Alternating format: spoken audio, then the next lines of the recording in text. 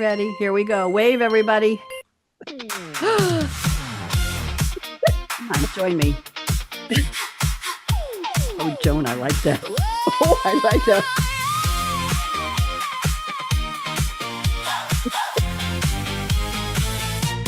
Welcome to the Creativity Show.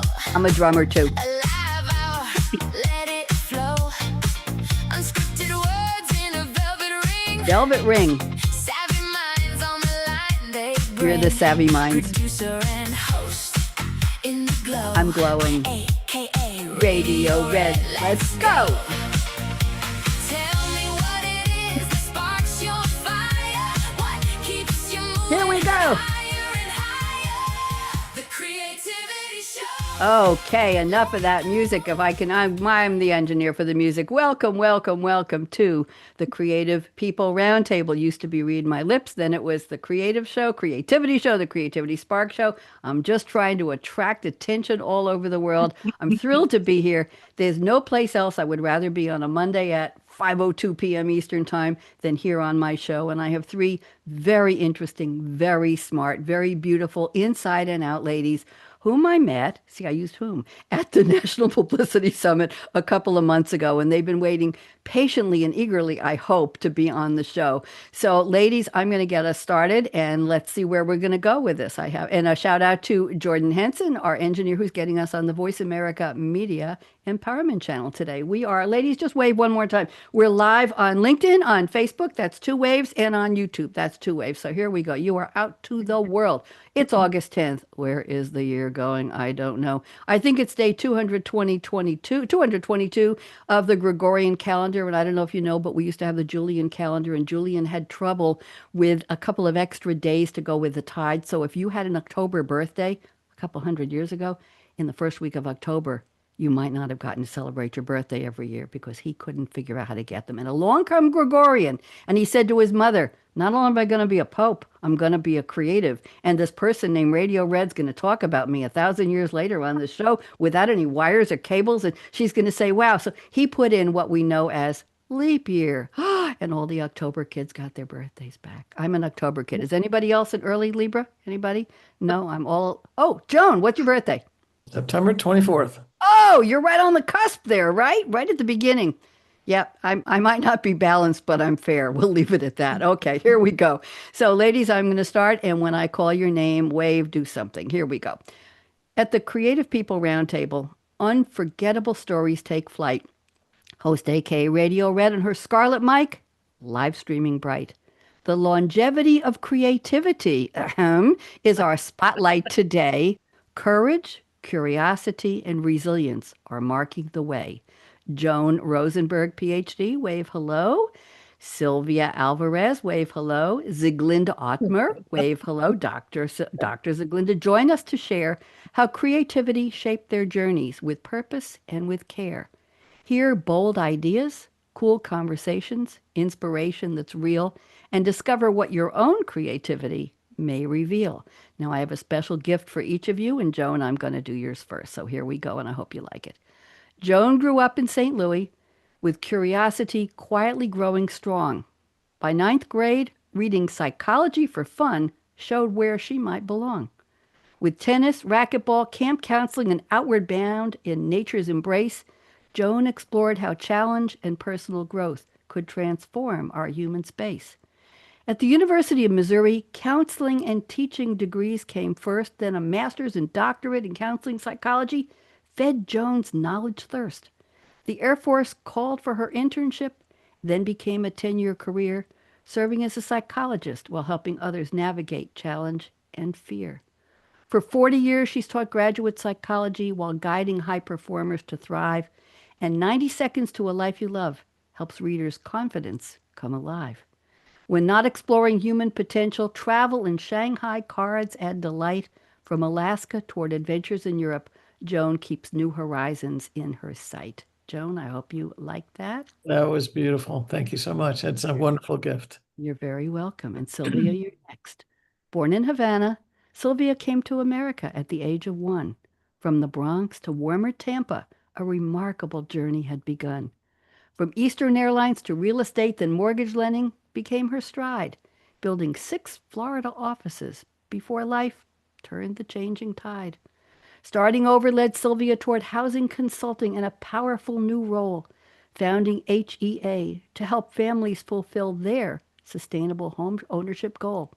When the housing crisis struck, her dedicated team refused to close the door, saving 14,000 families from foreclosure while helping many more.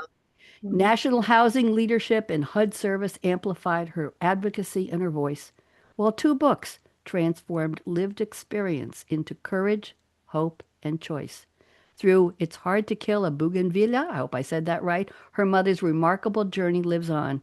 Sylvia proves that creativity and resilience can help new possibilities dawn. Sylvia, I hope you like that.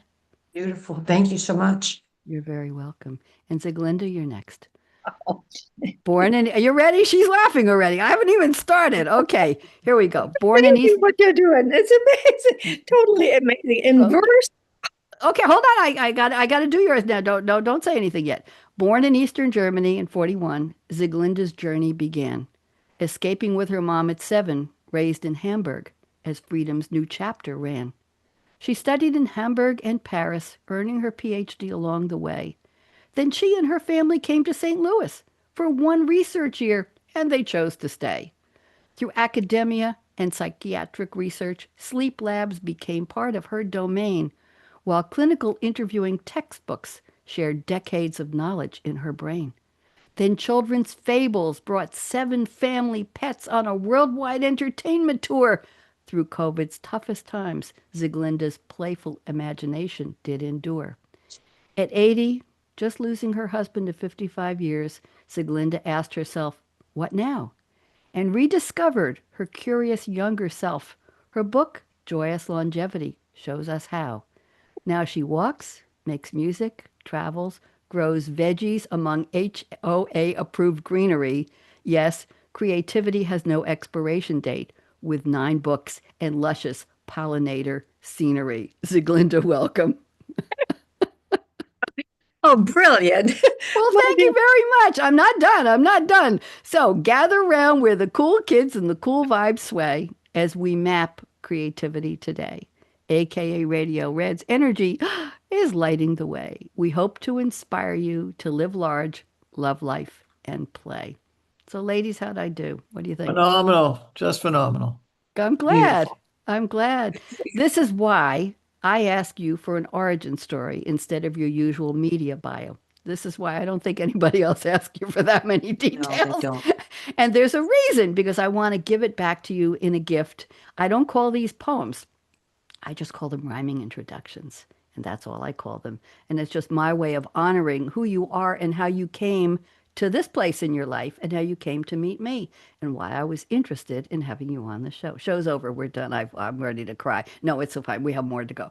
Okay, so let's go. What I'd like to do now is go around the table and have you each speak for about 3 minutes. Remember, I'm not clocking you, but if you see me do this, it means just start to wrap up and wind down and say, oh, my time is up. This isn't a comedy stage. I did blue light comedy. Believe me, I know. Not Blue District. Blue light. The light comes on and you say, my time's up. Okay. So, Dr. Joan Rosenberg, so happy to meet you. I'm putting you on speaker view. I have a choice for you. If you have your book handy and you'd like to tell us about it, that's fine. Or if you just like to tell us a little more to connect the dots of your life. So welcome, Joan. I'm putting you on speaker view right now. And why don't you tell us a little more? Go ahead. Okay, I will. I do have the book nearby. It's called 90 Seconds to a Life You Love. And the subtitle is How to Master Your Difficult Feelings to Cultivate Lasting Confidence, Resilience, and Authenticity. And the book came about, and again, what isn't in your beautiful poem is how I started. And I started from a very shy, sensitive place, feeling like I didn't belong and didn't fit in, like many people do. And what I was searching for, as it turns out, as a young child, is the confidence I saw in other peers. But the question for me was, how does somebody develop confidence? There didn't seem to be much out there, and that put me on a journey to try to answer that question as I grew up, aged, got into psychology, and so my wound of not fitting in, but turned into something else much later in life.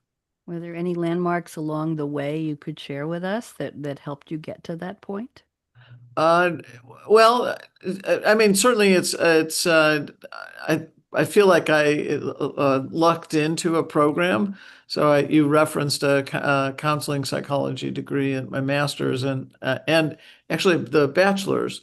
It was an experimental program, and that really made the shift for me. And it was an interesting situation because I was an undergraduate student sitting with master's and doctoral students in their coursework, but it was all going to just relate to my bachelor's degree. And that, but so I started in that program as an undergraduate, and then I never left. So that was probably the real big turning point. Thank you. I meant touch points, not landmarks, but I think that you know what I meant. Very, very interesting. Sometimes we find ourselves a fish out of water, don't we, Joan, where we're venturing into something where we really maybe don't belong or shouldn't be trying, and people say, "Sure, come on in, the door is open," and we find there's something magical there, something wonderful that opens up our lives, right? That absolutely happened for me. Yeah, Surprises. Very, yeah, very nice. yeah. Thank you for sharing that. Sylvia, I'm putting you on speaker view. Why don't you tell us a little more? If you have your book handy, you're Yes, welcome I to do do. that. Why don't you tell us a little bit about that? And go ahead. I'm putting you on. You're on right now. Welcome. Thank you so much. I wrote the book, It's Hard to Kill a Bougainvillea From Slavery to the American Dream. And it's a memoir about my mom's life. And I knew about her life all my life, but no one ever spoke about it. And it was at her memorial service that I finally decided people need to know about who she was before they knew her here in this country. And people were gasping when I told the story. She was 4 years old, living in Havana, Cuba. Her mother committed a horrific suicide as she watched.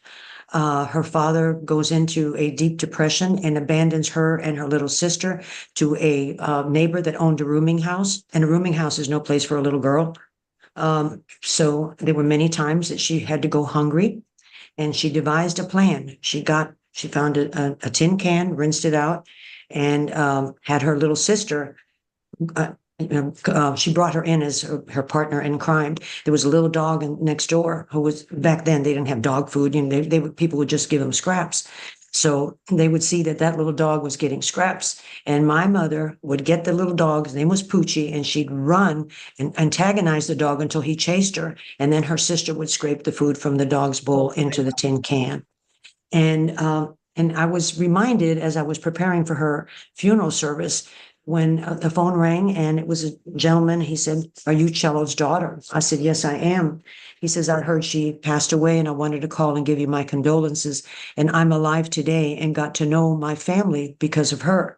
So apparently when she had her sportswear factory, he worked there, and he had come down with a very, very horrific, terrible kind of cancer there was no cure. The only hope might have been bone marrow transplant, and so they denied it. It was still experimental. So my mother, with her broken English, organized people. They demonstrated in front of the insurance company. They lobbied. She gave people assignments, call them, and so she was able to get him that. And the second part of the story with her was after her father abandoned her. When she was 4 years old, he shows up again when she's 10, not to save her or take her to live with him, but he sold her to a sugarcane plantation owner to be a nanny and a maid to his three children. Oh, Fast forward, she's now 17, and he announces that he's taking the family to New York City for vacation. So she remembers being in that passenger ship and passing in front of the Statue of Liberty, and something sparked inside of her. And she realized, this is the only opportunity I'm going to have for freedom. So one night when everybody's asleep, she got a pillowcase, she filled it with some fruit, ran down the stairs into New York City, armed with only a fourth grade education, didn't know a word of English, didn't have a dime in her pocket. And that little girl grew up to become a very successful business owner, entrepreneur, real estate developer. She owned a sportswear factory, and all the while she was always going on a plane to DC to demonstrate something. She even marched with Martin Luther King. And wow. I'm very, very lucky that she was my role model. And because of her, I learned principles that helped me in my life, where I've helped 12,000 people purchase their first home, getting them about $163 million in down payment assistance. Thank you, So, Sylvia. That's quite a story of bravery, but also, Joan, talk about not fitting in and having confidence, right? Here's a little yeah, girl, a woman, a teenager who had the confidence to say, I need something better. I'm going to yeah, go, I'm going to go risk everything to grab yeah, it. Thank you, Sylvia. That's quite a legacy of I your know. mom. And I Yeah, know in her somewhere she's proud of you for writing the book and for doing what you do. Thank you for thank telling you. us. I appreciate that. And now let's go. And I didn't cry, but I was sure tempted. Okay. I know everybody hears that. They go, The oh my book will make goodness. you cry. I bet it will. Thank you. I'm crying this coming weekend, not during the week. I have too much work to do. Ziglinda, we almost didn't get you on the show because I think you broke your knee and you were in recuperation and recovery and you changed Oh your man. original date. And then you got back to me and you said, I'm ready, book me. And I said, I think you'd like to meet again with Sylvia and Joan. So here you are. Ziglinda, I'm putting you on speaker view. You can show us your book or just give us about 3 minutes more about who you are. Go ahead and welcome. Well, Sylvia, you're a very hard act to follow. Well, this is my book. My book is all about joy, and you mentioned the broken kneecap. So, folks, watch where you are walking. I stumbled over my neighbor's dog steak. Spent 15 days in the hospital, but I'm on the Oh my mend, and God. I'm so happy to be here. Because, see, my book is all about joy. It's about joyous longevity, has a subtitle, The A to Z Field Guide. And my story, ladies, is that one morning I woke up and I was 80. Can you imagine 80? I was not in a celebration mood. And to boot, my husband of 55 years had just died and my kids lived far away. So so I asked myself, what now? Then COVID hit and I went gray, totally Me gray. too. Yes. Yes. And I I was wondering what to do now. Shall I submit to doom and tragedy and sadness? So I remembered the young woman I once was at 19, traveling Europe, walking everywhere, being free and enjoying to learn new cultures, dances with gusto. I wanted her back. So I sat down and did the research and came up with 26 chapters in a book, Joy's Longevity, which is the shortest book on longevity you'll ever read. And this little book got the 2025 New York City Big Book Award, distinguished favorite for health and fitness. And it ran on Times Square on this billboard thing that they have. They had my book up there. So yeah, There you go. I don't know where they came from. They just yeah, said to yeah. me, let me in. I want to applaud her. So there you go. From your sound department. So my book is very short. It has 26 chapters, all brief, and they all have tips or habits or encouragements for people that have a problem with aging. So I am here to bust the myth that old age is bad. Instead, it's neutral, non negotiable, and we all live through it. It's just like breathing. So here we are. Aging is a badge of honor. Let's enjoy it and step into life every day with passion, purpose, and more joy. I love it. Thank you very much. And every week I have to pick a different title for the show, the something of creativity.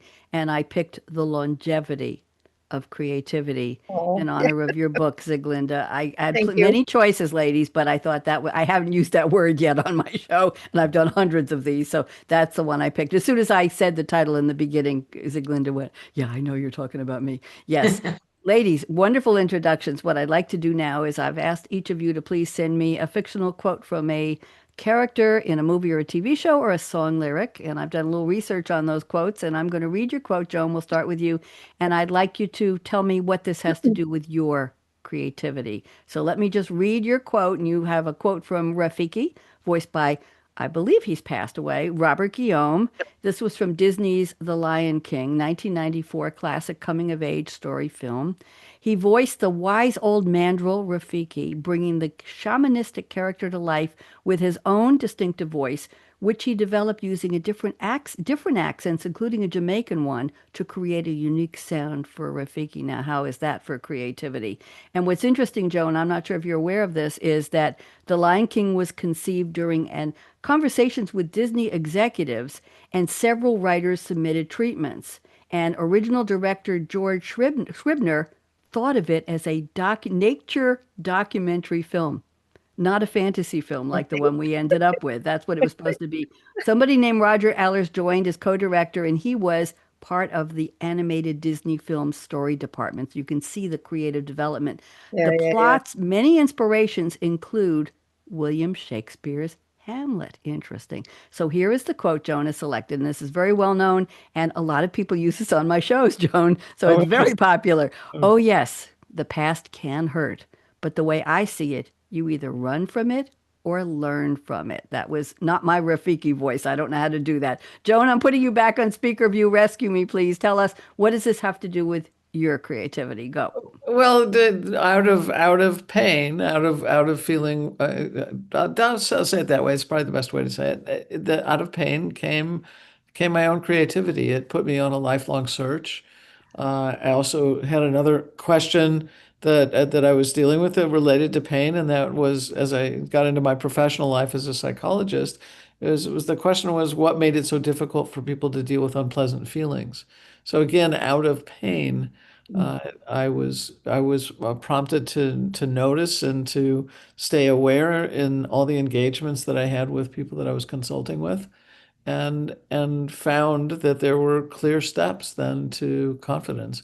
And that's what it was over really a period of roughly 25 years that I was engaged in, and not only coming out of my own pain, but also then dealing with everybody else's pain, and creativity emerged certainly out of that. Thank you. I don't think I've heard it stated quite that way or quite that beautifully. Thank you, Joan. Of I course. do this show, I think 48 or 50 times a year, times three guests. That's about 150 guests. And I think that was unique the way you said that. So thank you very much. I appreciate that. Let's go to Sylvia. Sylvia has picked a quote from Scarlett O'Hara, played by Vivian Lee. Gone with the Wind, of course, the 1939 epic historical romance film adapted from Margaret Mitchell's 1936 novel. Adjusted for inflation, Sylvia, it remains the highest grossing film in history. It's Wow. regarded as one of the greatest films of all time, but there were a lot of problems with it. The start of the film was delayed for 2 years because David O. Selznick of International Pictures, wanted to get Clark Gable for the role of Rhett Butler, and filming concluded in July. The role of Scarlett was challenging to cast. They interviewed 1,400 unknown women for the part of Scarlett O'Hara. 1,400. Sidney Howard's and it goes on. Sidney Howard's initial screenplay underwent many revisions by several writers. It was too long. They kept trying to shorten the script. And the original director, George Cukor, was fired after filming started, and he was replaced by Fleming, who was replaced by Sam Wood, while Fleming was taking time off due to exhaustion. The, the post-production concluded in November, a month before the premiere. Talk about. Here is the quote, and you picked 1, 2, 3, 4, 5 words, but I've got the full phrase of the quote, if you don't mind, Sylvia. So Yeah, go right ahead. I'll say, so the quote is, "I'll go crazy if I do. I'll think about it tomorrow." That's the part you picked, but I must think about it. I must think about it. What is there to do? What is there that matters? So you picked, "I'll think about it tomorrow." I wanted to give the whole little scene there. So Sylvia, tell us what this has to do with your creativity. Go ahead. It just, I love the character, and I love everything she's suffered, and it has to do with what Joan talked about. She went through so much pain, and because of that pain, it forced her into maybe doing things she would not have done before. And she was always a role model to me because when she said, I'll think about it tomorrow, it's like, I can't deal with it right now, but I'll figure it out tomorrow. I'll just let it go and it's going to come to me. And I feel like her many times because boy, life has just pulled the rug out from me, from all of us. We've all got a story. And but I would think about her and that outfit that she made out of the draperies, and just an amazing woman, and someone that, like I said, she was been my role model, and I think I've seen that movie a dozen times at least. Thank you Never gets very old. much. I read a story a couple of years ago that there was something about her eyes. They needed her to have green eyes, I think, to match her gown, and they found a costume designer, makeup person. I think they con came up with green contact lenses so that her eyes would match the color. I believe there's Wow. a famous Hollywood cosmetologist or whatever you want to call it, person. It's an old story, but I read it a couple of years ago and it just came to mind. Thank you very much. Siglinda has brought us a quote from a movie I'm guessing almost nobody has heard of except Siglinda today, of the four of us. The film is called Babette's Feast. It's a 1987 Danish drama film directed by Gabriel Axel, based on a story by Isaac Denison, who is Karen Blixen. I wouldn't read the names of the stars because you won't know them, but it's very interesting. It became the first Danish film to win the Oscar for Best Foreign Language Film. So maybe everybody knows it, and I'm the only one who doesn't know about it, Ziglinda. It was That's also the first Danish cinema film of a Blixen story. That's Karen Denison. The film premiered in the Uncertain Regard section of Cannes Film Festival in 1987. And the quote she has picked is one word. And the one word is a running gag throughout the movie. It's a symbol of spiritual, and the word is hallelujah, a symbol of spiritual and sensory awakening, most notably used by an elderly senile member of the religious community portrayed in the show, who seemingly forgot how to speak, responding to every prompt or every moment of joy during the meal that Babette prepared as hallelujah, hallelujah, hallelujah. I hope I did justice to that. I read the whole story. I didn't watch the movie. Ziglinda, why don't you take a couple minutes and tell us a little about the movie in your own words rather than me just reading what I found? Go ahead. Well, food is so important for longevity. It's one of my big fives, right? There is movement, which is important, and then eating right is number two. So this movie portrays the joy of not just cooking, but of French cooking. And if you want to have one word that expresses joy, I think it's hallelujah. If you think about movies that deal with food, there is Babette's Feast, and then there is The Taste of Things, which is a newer movie. And then there's a French movie called Délicieux, which deals with the invention of the restaurant in the history of mankind. So food is absolutely important for well-being and for longevity. That's my contribution here. Thank you very much. I'm going to give a little bit of the story. There were two sisters who were the daughters of a man who was very strict and rigid, and they had suitors who came to ask for their hands in marriage, and they were forced to turn him down so they could help their father, the pastor, with a small congregation. As years went on, the congregation dwindled because there were no new converts. And the girls didn't have, the suitors went away. They sent them away, and all of a sudden, knock, knock, knock on the door, and here's Babette. Who in the heck is she? And she wants to work for the family. She wants to cook for them, and she doesn't want any money. Turns out she was, later on, they found out a famous chef, I think, from Paris.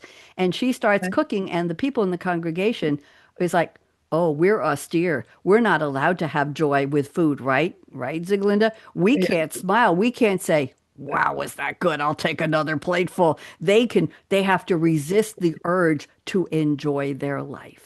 Yeah. And that's how the Babette story. And then she's cooking, and a friend says to her, was playing a lottery in her hometown, and somebody kept submitting the lottery ticket, and she won 10,000 francs. She donates it and creates a meal for the whole congregation, and they don't know how to say, crap, that was the best food I've ever had in my life. They're not allowed to say that because they're the austere people. So that's where hallelujah, hallelujah. That's where it came in. Yes. So anyway, did I do justice to that, Ziglinda? Was that okay?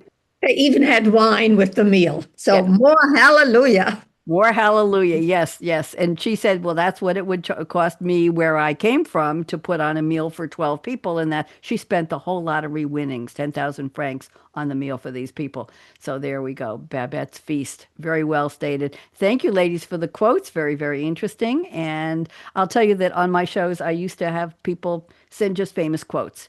If I can tell you how many times, let's see, we had Maya Angelou, we had Churchill, we had Walt Disney, we had Henry Ford, we had JFK. And after a while, I knew all the quotes by heart because the same quotes over and over and over again. This was a couple of years ago. And I finally said, let's stop that nonsense.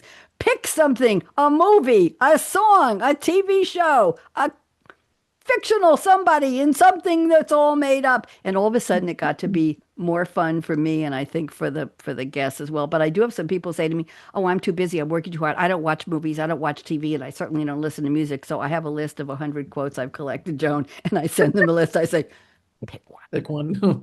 Just pick one. You ain't seen nothing yet, or you can't handle the truth, or all you need is love, or you had me at hello. Those work for anything, right? So yeah, so I'm prepared. Yeah, got to do that. Okay, some people have fought me on it, but nope, can't be on the show.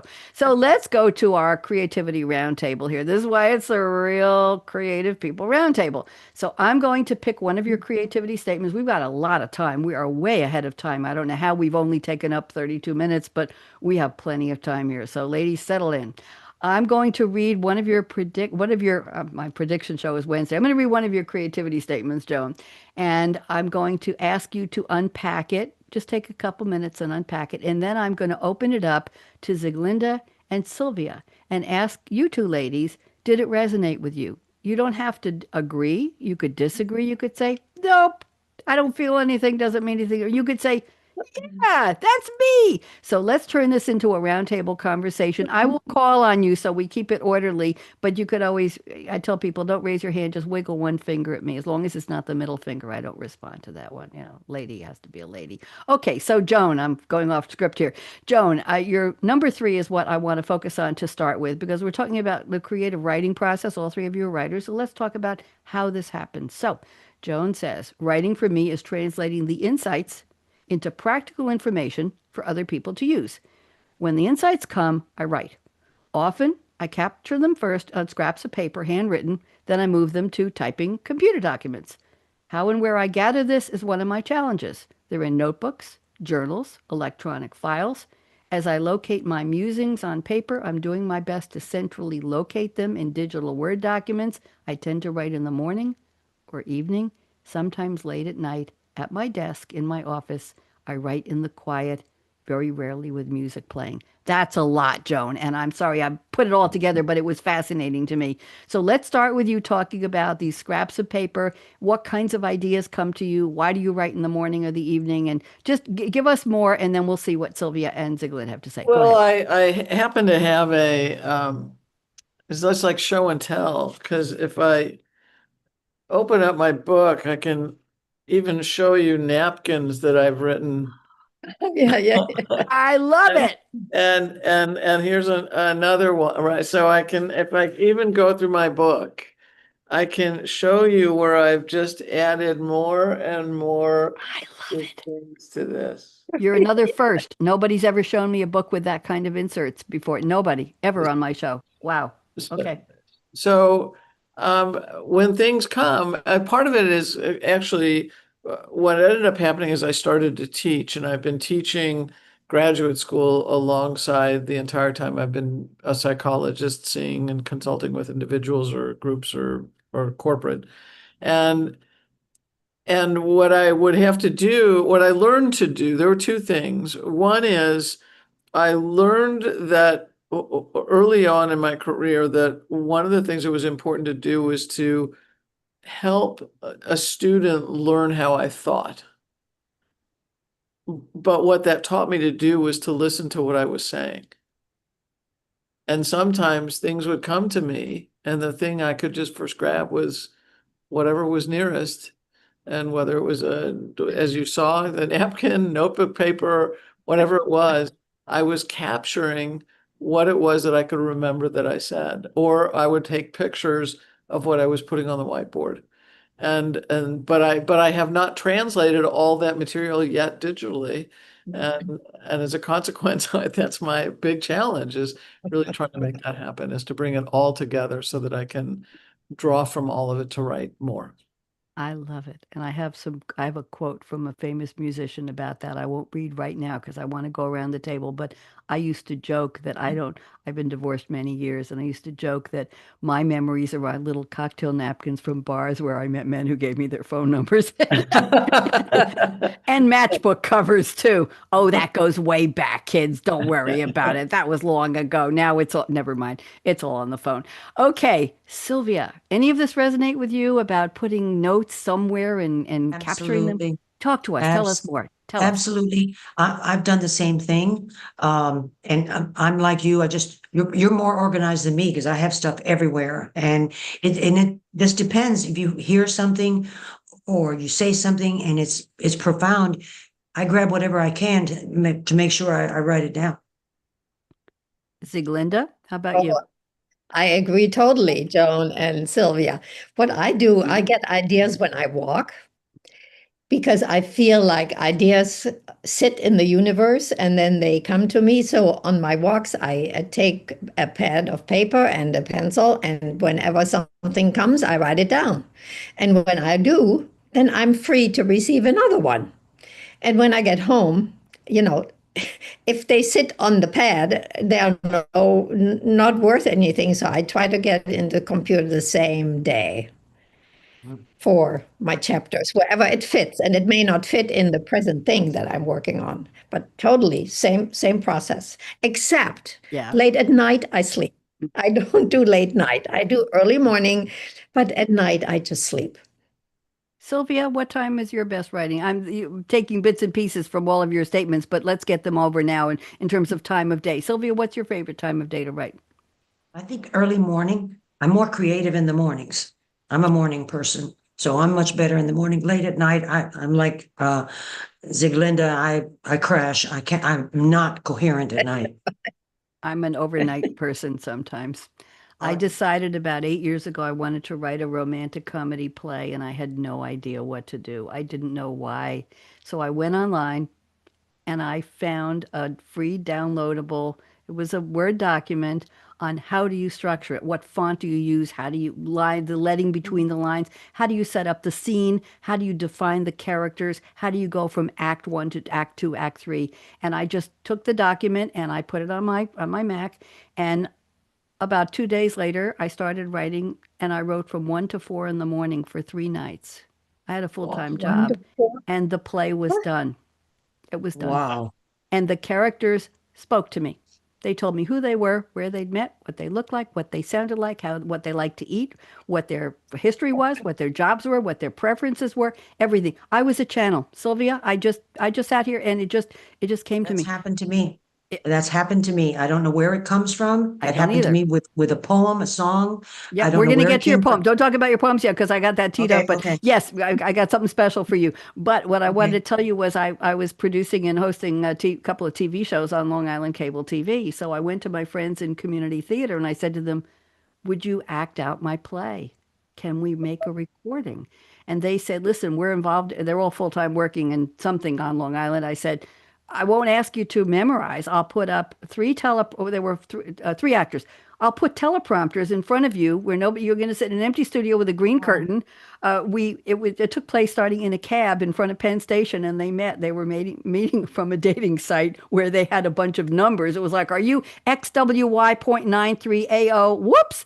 Yes, are you? And they had to wear Groucho masks, so I bought the mask. I bought the eyeglasses and the big noses and all of that with the mustache. Oh, And fun. we did a green screen. We did a green screen background of the noises of New York City.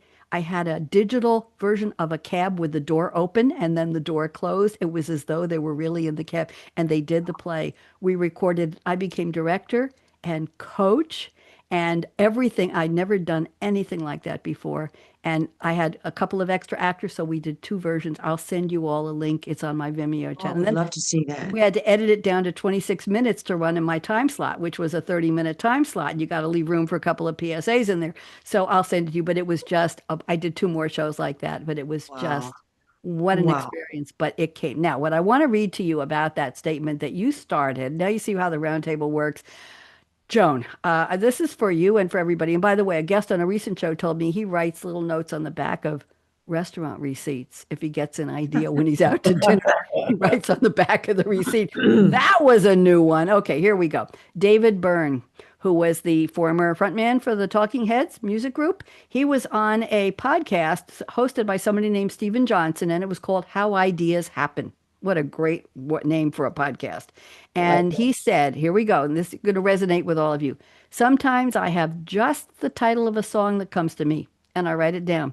And I go to myself, expand on that. I think there's something there. And I have in my computer a whole lot of musical ideas, maybe just a melody, a nonsense word melody, waiting for words. But usually I need something to start with. It's hard to start with nothing. I see Sylvia saying, I'll accumulate these very little beginnings. When I come back, I've got something to build on. And here's what he adds. Our minds fizz with fragments of ideas, puzzles to ponder, clues on how to fix a problem. Most of us undervalue that chatter. Writers and artists systematically capture these little beginnings. And then he says he goes back a while later and he says, what can I do with this? Why did I write this down? What do you think? Any reactions to that, ladies? Yeah, little beginnings. That's exactly it. Isn't that a lovely way to put it? A Sylvia, you little- want to say something, Sylvia? Yeah, I can tell you that I've never written a poem in my life. And I'm going to get to that. That's my okay. next teed up. I know you want to talk about that. Joan, anything you want to say about the little beginnings? I would agree. Part of it is learning to listen really closely. Not again, I said earlier to what I was saying, but I would agree that it's also learning to listen to the little beginnings of something else that's there, but isn't it hasn't blossomed. Yeah, it hasn't marginated. Right. Oh, marinated. Very nice. Sylvia, I am going to read your creativity statement number 2. I have keyed this up because I like it so much. You say, I recently started to create poems and songs. I know not where they come from. They are beautiful. I've never written a poem. I happened to stop at the library one day when I noticed they were having a writer's meeting. So I sat in. The instructor gave us the assignment to write a poem in 10 minutes using statements like, I am the sunlight on a Saturday morning. I am the waves crashing on the beach, etc. So I wrote an amazing poem, then I put it to music, then I wrote 2 more and put them to music. And then she said, Radio Red, they came from someplace else. I've never written a poem. And then you gave me the link to go to your website. So let's talk about that. Where does this come from? And how do you work with a prompt? I belong to an online poetry group, and we get a prompt every Wednesday. And I write 1 to 3 poems every Wednesday and every day of the month in April and November. So I've written about 800 poems based on the prompt that they give us. I'll send you all the link if you want it. It's a free site. So Sylvia, I'm putting you on speaker view. Why don't you tell us about how this feels? These poems, what kind of poems are they? Tell us a little more. Beautiful. They're actually, I'm making a soundtrack for the book because I'm now working on a screenplay. I'm writing 8 episodes of It's Hard to Kill a Bougainvillea. And just like everything, Cuban music is so important. It's like breathing to us. And I thought I really would love to have a beautiful song. So I created, now it's not only a song, it's a music video. And I had my first book signing last week, and they normally don't even show videos, but they showed this video twice because the people loved it so much. And it's on my website. You can see it there. And now I've written 3 more songs. I'm working on making the second one into also a music video. And that one's going to be called The Little Girl Beneath the Stairs, which is, an homage to my mom. How lovely. How does it feel when you write a poem and you read it back and you say, how does that feel? It's just like it's a breath. Yeah. Like you're just being filled with this beautiful, joyous breath of air or something. And it's really funny because my husband is a musician. He's written songs, forever. And he was really upset that I went to the library and came back with a poem that I turned into a song. So he was not real happy with me. Why, he should have been very proud of you because you were entering his universe. I Yes? know, right, right. You'll have to get. We'll have to. Joan will tell him. And Ziglinda. They'll tell. We'll beat him up a little bit for you. That's Okay, yeah, we'll do it good. with love. We'll do it Little very couples nicely. work. Yeah. So let's Okay. talk to Ziglinda. Do you resonate with anything that she said about finding a new skill, a new talent, and just saying, "Wow, I did something new and fresh creatively"? What do you think? Well, I'm working on a new book. Okay. And continuation of more joy. So that's my creative outlet. Poems is amazing. I need to try that. I've never tried it. So I'm learning from you ladies. You're just so amazing. All of you, amazing. I'm just trying to say with nonfiction and try to make sense out of my own life for my readers. So, I mean, unbelievably creative people I'm with here. Well, so are you, Joan. What do you think? Anything resonate with you? What Sylvia shared? Yes, there are certain times that things to what you're describing kind of pour through me, and so it's again capturing that. I've not put anything to music yet, but when I changed up, I used to write poetry when I was a child and a late adolescent, but I got away from it and I started in probably about 5 or 10 years ago, writing more in kind of open sentence form, but each phrase would go onto a line, and Mm-hmm. it really changed up how I wrote poetry, and but I found it much more expressive. And when I write, I have my favorite formats. And I learned from joining this poetry group, there are something like 125 different formats. There are nonettes, and there are sonnets, and there are narrative poems, and I use something called a disappearing nine very often. I like the structure. A disappearing nine has 9 syllables on the first line and then 8 on the Okay. second, and it ends up Mm. with one. And I usually have a wow word is the last one. And that word could be the prompt word Hallelujah. that came from the, no, it could be, but it could, no, that's hallelujah. That's 4 syllables. You have to divide that. Hallelujah. Yeah. Halle, Okay. halle, You halle, end up with a halle. yeah. Yeah. Okay. But I find that I sometimes use that prompt word as the very last word from the moderator. I also like acrostics. I love acrostics and I love alliteration acrostics, where let's say the theme, and I'm going to read one to you in a little while. I'm going to dedicate to you when we're almost done here.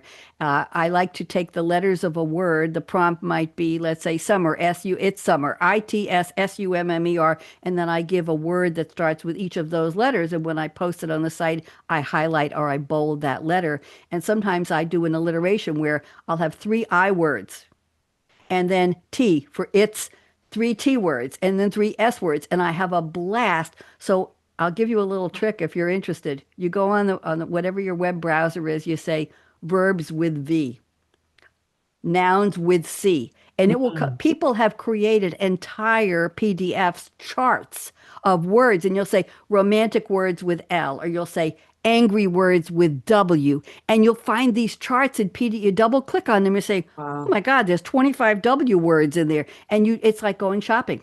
I learned this by accident. And when I can't think of words sometimes, instead of going through the thesaurus, I'll just put in the type of word with, and then just with. You don't even have to say starting letter, and it just comes up all over from the. People have been doing this for years, so we don't Wow. have to. And it's Wow. interesting. So I want to go to something a little bit different, and we got about 5 minutes left. So I'm going to make this quick. Ziglinda has a something special I wanted to highlight here, and I don't know if this resonates with anybody, but it's just too beautiful not to mention. She does guerrilla gardening.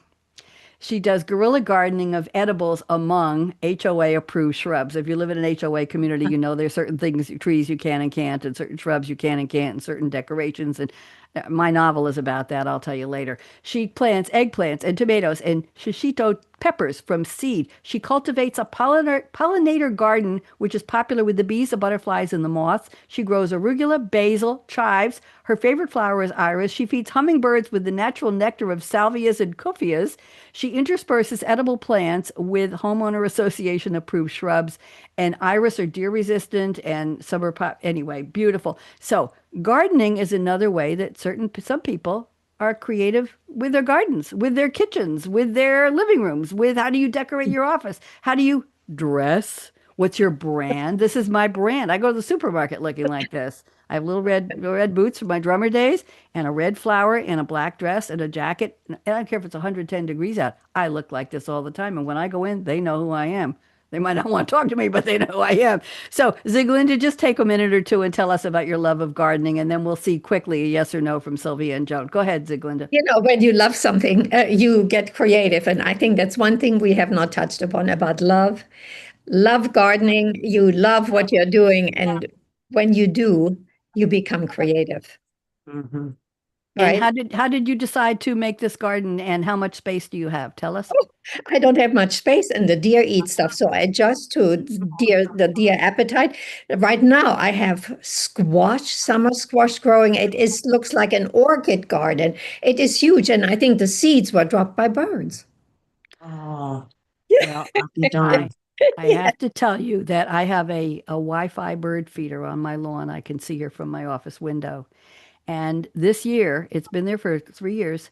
This year, the seeds dropped. I buy the nuts and berries seed for the birds.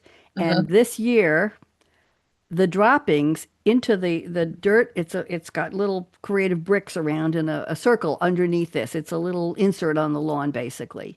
The seeds created bird seed sunflowers that grew to over 6 feet tall, but they fell over because they couldn't support themselves. Oh And my. they're one time only, and I would go out. I was using thread and yarn to wrap them up to keep them standing up, and they bloomed and they were gorgeous. But then they just fell over. So, but that's the first time that I've seen birdseed sunflowers. Siglinda, Wow. interesting. Yeah, It was fascinating. it was fascinating. It was very beautiful. And I'll tell you one thing before we get ready to close it. By the way, do you garden, Joan? Yes or no? I don't have the space for it. No. Okay, Sylvia, do you garden at all? I don't have the time for it, unfortunately. I would love to. I just don't have the time. I bought a property with mature trees, and I have a 35 to 40-foot magnolia in the middle of my lawn. I've got two Ah, mature Japanese maples. I've got a Bradford pear tree that's 40 feet tall on my side yard. I bought a corner lot with 4 yards, basically. You don't oh. even want to know. And I'm a city girl, so what can I tell you? Okay.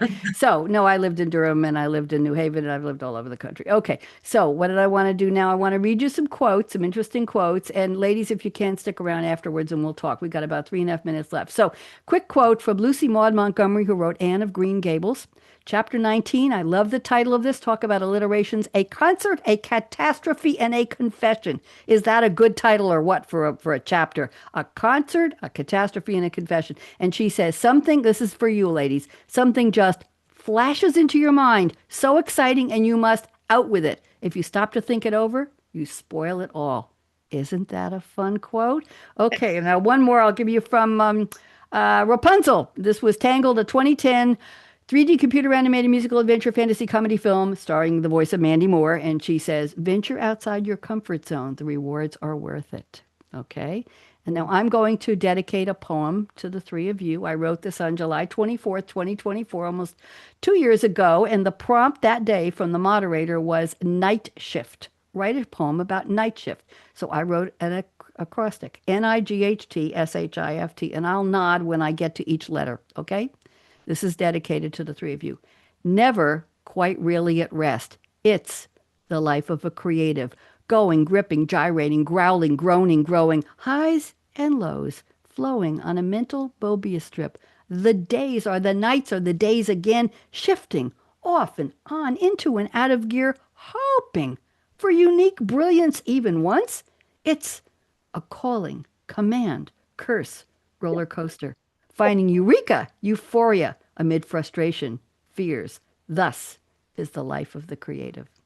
Ladies, I hope you enjoyed Wow. that. Beautiful. And I have one more for you. This is this is the prompt was write a blank like blank poem. So you fill in the first blank and you fill in the second. Well, I went with blank like blank. And here's an acrylic, and I call this Silly Like Me.